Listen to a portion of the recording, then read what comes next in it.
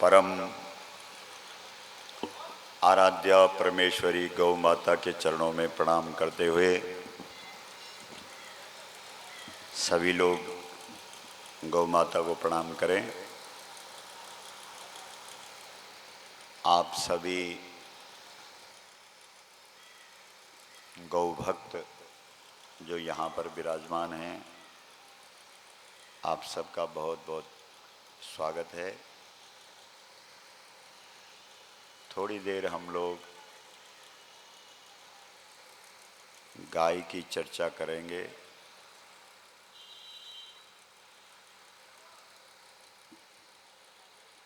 हमारे वेद, शास्त्र, पुराण, उपनिषद, सद्ग्रंथ, हमारी संस्कृति, हमारी परंपरा गाय को माता के रूप में मानते हैं। गाय हमारी, बोलिए जरा, माता है कि नहीं है? गाय हमारी, वेद में लिखा है गाय माता है और पिता में वृषभः। वेद का मंत्र है। गाय माता है और बैल बाप है, पिता है। तो क्या आप सब लोग मानते हैं इस बात को कि गाय हमारी माता है? नहीं, एकदम दिल से बोलिए, ऐसे ही हाथ मत उठाना। मानते हैं? माता लोग क्यों नहीं बोल रहे? मानते हैं आपकी गाय माता है? तो 1,00,000 गाय रोज इस देश में कटती है।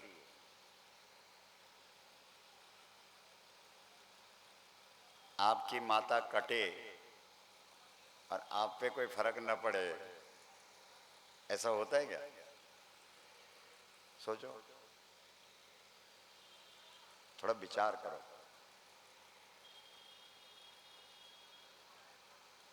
जो प्रामाणिक संख्या है वो बता रहे हैं हम आपको। जब अंग्रेज इस देश से गए थे तो 320 कत्ल खाने थे, और आज आप लोगों की सरकारों ने 36,000 कत्ल खाने खोले। 36,000। अभी अपने ये दिवाकर भाई बोल रहे थे कि इसी विंध्यवासिनी माँ की पावन धरा पे और यही एक कत्ल खाना है। बताओ, जिसमें रोज गौएं कटती हैं और गाय का रक्त गंगा जी में जाता है और तुम उस गंगा में नहा करके बोलते हो जय गंगा मैया, जय गंगा मैया। सोचिए, विचार करो।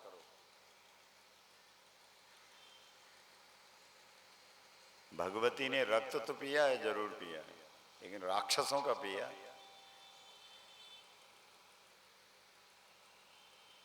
वो मां भगवती विंध्यवासिनी एक हाथ पर खड्ग रखती है, एक हाथ पर खप्पर रखती है। लोग कहते हैं मां ये खप्पर क्यों है? बोला राक्षस का एक भी बूंद रक्त का धरती पर न गिर जाए, इसका बीज नष्ट करना है।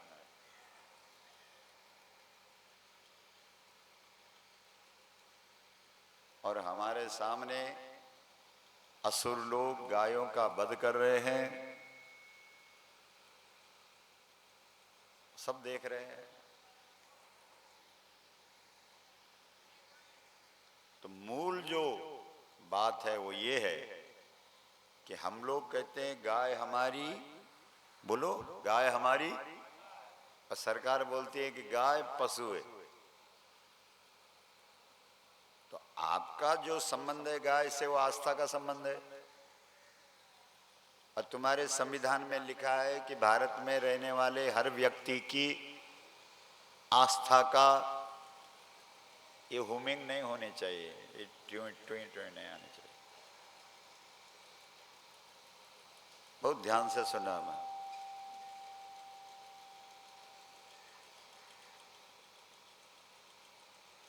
आपका संविधान बोलता है कि भारत में रहने वाले हर नागरिक की आस्था का सम्मान और सुरक्षा देना सरकार का कर्तव्य है। मतलब एक भी व्यक्ति जहां आस्था रखता है, जिस चीज के प्रति आस्था है, और आस्था सरकार निश्चित नहीं करेगी कि हम आस्था कहां रखें, सरकार करेगी। सरकार बोलेगी तुम पेड़ को मानो कि पौधे को मानो कि गाय को मानो कि, अरे भाई इनको बोलो नहीं, ट्यूं ट्यूं क्यों आ रहा है, बिसिल क्यों बज रही। ये तो कह रहे थे कि मिर्जापुर का सबसे टॉप का है। बोलो गौ माता की मां, हाथ खड़ा करके बोलो।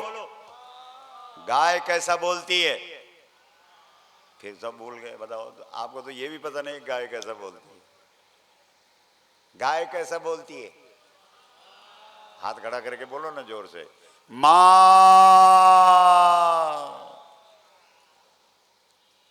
दुनिया में जितने मंत्र हैं उनके ऋषि हैं, और ये मंत्र दुनिया को गाय ने दिया है। कौन सा मंत्र, मां। और इसका कोई ऋषि नहीं है, कोई छंद नहीं है, कोई विनियोग नहीं है। बोलो गौ माता की मां।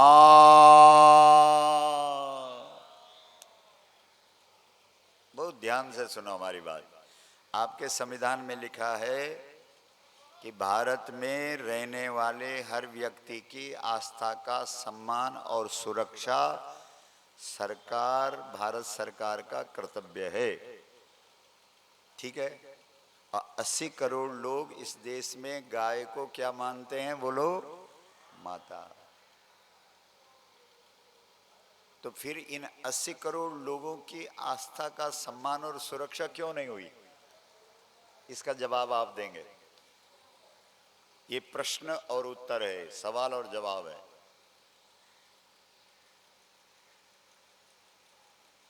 बोलो दिवाकर भाई, बोलो, बैठ के बोलिए।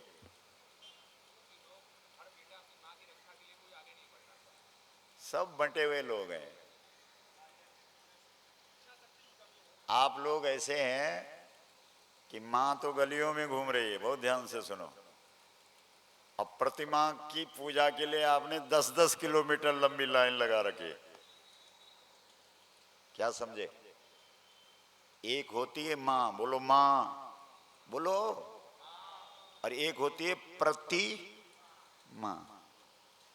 तो गाय क्या है, जोर से बोलो, हाथ उठा के बोलो।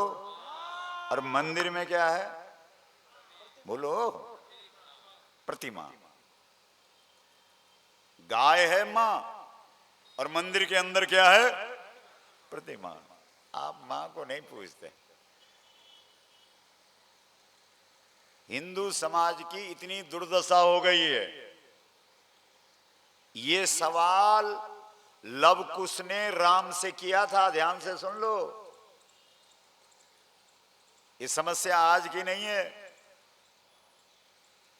आज के राम कथा वक्ता राम जी का अभिषेक करके राजगद्दी पर राम जी को बिठा करके राम कथा का समापन कर देते हैं। बोलो है कि नहीं। राम कथा का समापन गद्दी पर बैठने के बाद नहीं होता, राम कथा का आरंभ गद्दी पर बैठने से होता है। राम जी ने पूरे 14 वर्ष तक सीता जी की रक्षा के लिए पूरी धरती पर जितने बंटे हुए लोग थे, एक बात ध्यान रखना, जब व्यक्ति बंट जाता है तो बंदर बन जाता है, और जब वो इकट्ठा हो जाता है तो उसमें मानवता आ जाती है। तो पूरी अवधि तक राम ने सीता को सम्मान प्रतिष्ठा बचाने के लिए प्रयास किया, रावण का नाश किया, राक्षसों का संहार किया, और सीता जी की अग्नि परीक्षा हुई, और राम जी वापस अयोध्या गए, राम राज सिंहासन पर बैठे। उसके बाद क्या किया राम जी ने, सीता जी के साथ, बोलिए साहब। आप लोग सब मौन हो गए, त्याग किया। भाई के लिए तालियां बजाओ, जवाब दिया। त्याग किया। जब सीता जी का त्याग हो गया, ध्यान से सुनो, उस समय जानकी जी के गर्भ में संतति है, मालूम है ना आपको। 2 पुत्रों को सीता जी ने वन में जन्म दिया, ठीक है, जंगल में जन्म दिया, ठीक है, जिनका नाम लव कुश है।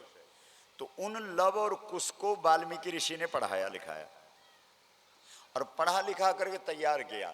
जब वो तैयार हो गए, जब उन्होंने कहा कि गुरुदेव हम आपके चरणों में गुरु दक्षिणा देना चाहते हैं, तब गुरु दक्षिणा के रूप में वाल्मीकि जी ने कहा कि आप राम के दरबार में जाकर के रामायण सुनाओ जाओ, ये हमारी गुरु दक्षिणा।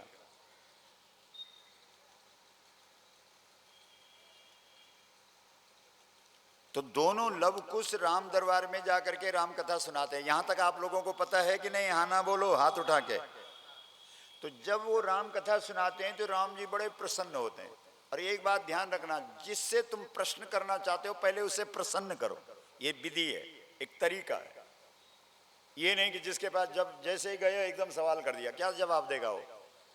गीता में विधि है, बोलो तद विधि, ये गीता का श्लोक है, बोलिए तद विधि प्रणिपातेन